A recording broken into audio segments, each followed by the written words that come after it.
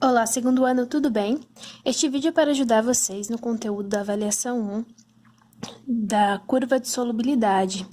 Aqui nós temos o gráfico do coeficiente de solubilidade do nitrato de potássio. No eixo X, nós temos a variação da temperatura e no eixo Y aqui nós temos a solubilidade do sal, que nesse caso é o nitrato de potássio, né?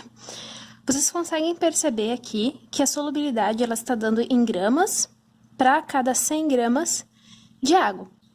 Então, de acordo com a temperatura, né, a solubilidade ela está variando, tá? Conforme a gente está aumentando a temperatura, maior é a solubilidade do nitrato de potássio. Uma característica interessante aqui é que a dissolução do nitrato de potássio, ela é endotérmica, porque ela absorve calor. Para o nitrato de potássio se dissolver em água, ele precisa absorver calor. Então, o calor é positivo para ele. Endotérmico quer dizer calor para dentro. Absorve calor na dissolução. Então, quanto mais calor for fornecido, mais consegue dissolver, tá? Outra situação, né, que não é o caso dessa aqui, são as dissoluções exotérmicas. Quer dizer o quê? Quando ocorre a dissolução, ocorre a liberação de calor exotérmico, calor para fora, exo de fora. Então, calor sai, digamos assim, do soluto, né, para o meio externo. Então, ele libera calor. Se ele libera calor para dissolver, então o fornecimento de calor acaba atrapalhando a dissolução. Então, vai no contra, né? Então, por isso que conforme você, nas exotérmicas, nas dissoluções que liberam calor, conforme você aumenta aqui a temperatura no eixo X, né? A solubilidade diminui, porque o calor, ele não ajuda a dissolver nesse caso. Como a dissolução libera calor, você fornecer calor acaba atrapalhando e dificultando a dissolução. Que caso é que a gente tem, por exemplo, de uma dissolução que é exotérmica? Água e álcool. Se você tinha numa atividade lá para vocês experimentarem água e álcool e água e sal, né? Quando você dissolve, mistura um pouco de água com álcool, né? A água vai acabar dissolvendo o álcool, né? O álcool vai se misturar com a água. Aí você consegue perceber que dá uma esquentadinha. Porque essa dissolução é exotérmica, ela libera calor para o ambiente, aí você sente esquentar. Já quando você mistura sal na água, é uma dissolução endotérmica. Porque você sente gelado, você sente que a temperatura ali da água junto com o sal, ela acaba diminuindo um pouquinho, ficando um pouquinho mais gelado, porque ela precisa de calor para se dissolver. Para o sal se dissolver na água, precisa retirar o calor do ambiente. Quando ele retira o calor do ambiente, a gente sente geladinho. Na verdade, a gente coloca o dedo lá e ele acaba retirando um pouco de calor do nosso dedo, por isso que a gente sente geladinho. E essa é a ideia aí daquela experiência que eu pedi para relacionar com a dissolução endotérmica e exotérmica.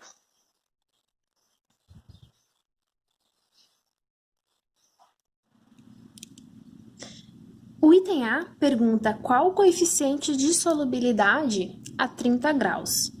Né? Então, como que a gente vai fazer isso? A gente vai ver aqui a temperatura de 30 graus é aqui no meio, né? Então, essa temperatura de 30 graus. Qual que é o coeficiente de solubilidade nessa temperatura? O coeficiente ele é dado pela curva. Então, a gente vai subir aqui até chegar na curva. E aí, chegando na curva, para achar o coeficiente de solubilidade, tem que rebater aqui no eixo Y. E a gente chega aqui em aproximadamente 50 gramas que você consegue dissolver do teu sal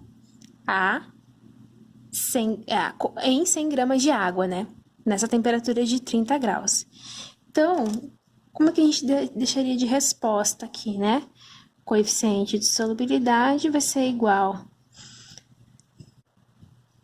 50 gramas em 100 gramas de água. Lembrando que quando não aparece o solvente, se na questão não aparecer o solvente, é porque é o solvente universal, né? Que é a água. E isso aqui é a indicação no gráfico, né? Eu posso até indicar aqui, por exemplo, né? Que aqui eu tenho a questão A.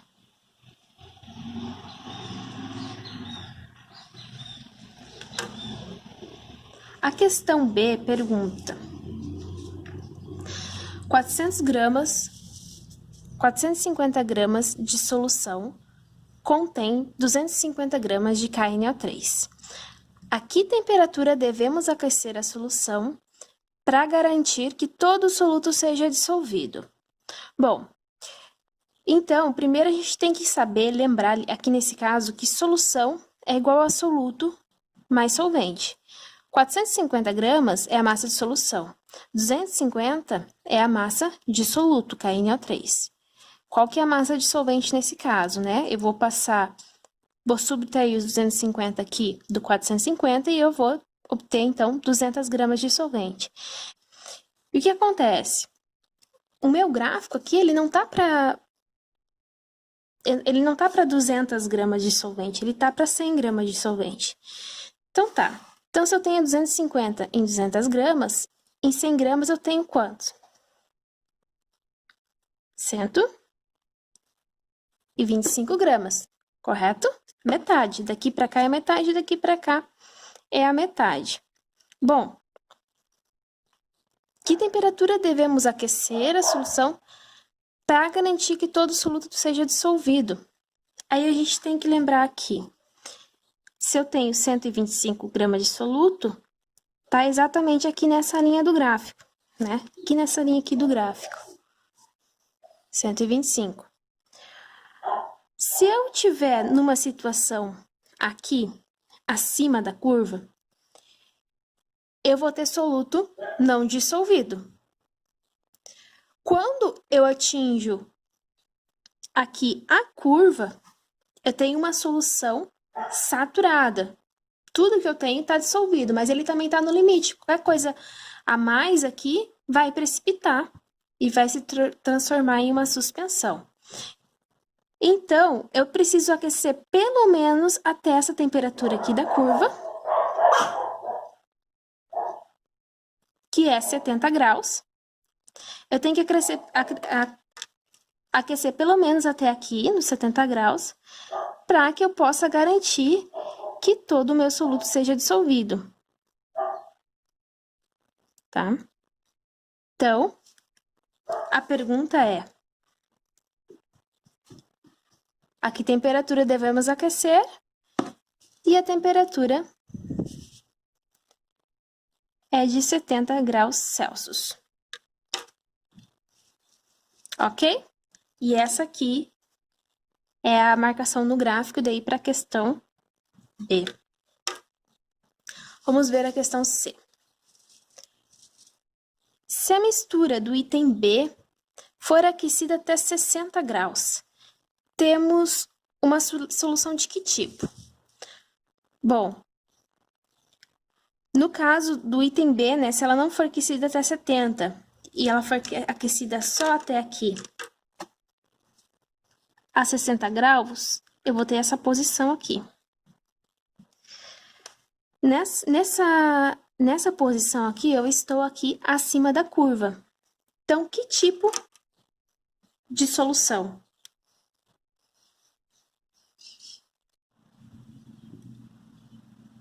Vamos ter uma solução saturada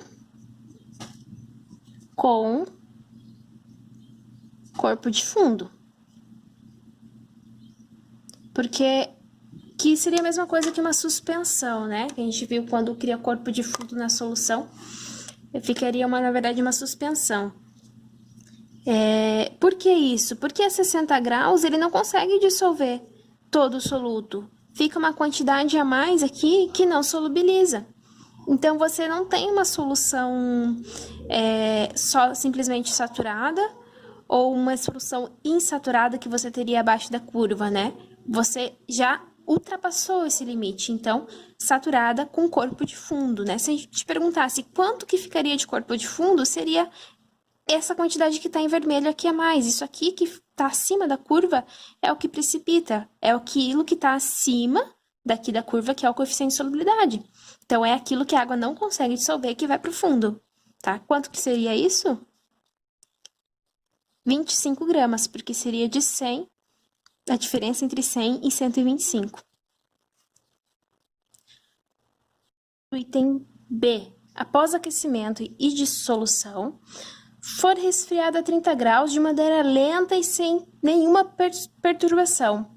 O que obtemos? Então, ele está questionando aqui, nessa solução aqui que foi aquecida até 70 graus. Dissolveu tudo. Resfriou, lenta. Então, vou fazer o resfriamento aqui, lento, bem lento, sem nenhuma perturbação até aqui, até os 30 graus. Esse aqui é o item D. O que nós iremos obter? Nesse caso aqui, que você aqueceu, dissolveu tudo e resfriou de maneira lenta, tá? Sem perturbação, você consegue fazer com que tudo aquilo que esteja acima do coeficiente de solubilidade, tudo aquilo que teoricamente não poderia estar dissolvido, consegue fazer, através desse processo de esquentar e dissolver e resfriar lentamente, consegue fazer com que isso tudo aqui permaneça dissolvido na água, tá? Então, nesse caso, você consegue ter uma solução super saturada. O item E, ele pergunta assim: se o resfriamento da solução do item B for feito com agitação, quanto dissoluto precipita e quanto se mantém dissolvido a 30 graus? Então, quer dizer, esse resfriamento aqui, ele não foi feito de maneira lenta, ele foi feito com agitação. Então, quer dizer, ele não vai ficar aqui como uma supersaturada, ele vai, na verdade, ficar aqui. No item E, ele vai ficar aqui. Quanto que vai precipitar? Tudo aquilo que tiver acima da curva. Tudo isso aqui vai se precipitar. E tudo que tiver aqui abaixo vai se permanecer dissolvido. Então, na verdade, né, a gente vai permanecer dissolvido 50 gramas. Então, vamos colocar aqui. 50 gramas dissolvido.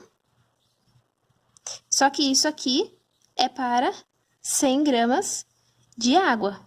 A nossa solução não tem 100 gramas de solvente, tem 200, né? Então, para 200 gramas de solvente, vou ter 100 gramas do soluto, né? Dissolvido. Quanto que precipita? Tudo isso aqui que tá acima da curva precipita, né? Então, a gente tem 125 menos 50 dá 75 gramas, né? Veja bem, de 50 até a 100 dá 50. Mais os 25 daqui, 75. Então, toda essa quantidade aqui dá 75 gramas. 75 gramas precipita, tá? Vai para o fundo. Para cada 100 gramas de água. Então, se eu tenho 200 gramas de água,